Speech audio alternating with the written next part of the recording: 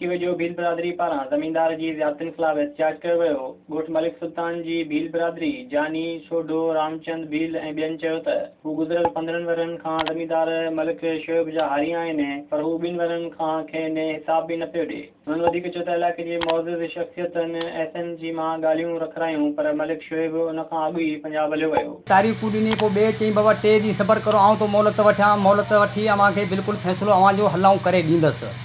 पोइ हलंदे हलंदे राईंदे आख़िरी टाइम ते असांखे बिल्कुलु जवाबु हुननि ॾी, चई बाबा फ़ैसिलो असांजा का पोइ हुननि असांजी ॻाल्हि छेड़ी ॿधी मूंखे अमीर ॼाणो अव्हांजो कमु आहे।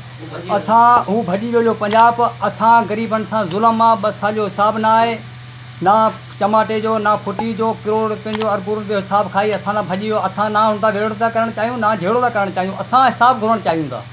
असांजो हिसाबु असांजो हक़ी थिए, असांखे हक़ ग़रीबनि खे मिले, असांजी इहो ई सरपंच साईं गुज़ारिश आहे। अॻवाननि आला अख़्तियारनि खां घुर कई त 72 ज़मींदारनि ख़िलाफ़ कार्रवाई करे थाणनि इंसाफ़ कयो वञे। विज़िट कयो अवामी आवाज़ मीडिया ग्रुप जी वेबसाइट awamiawaz.pk।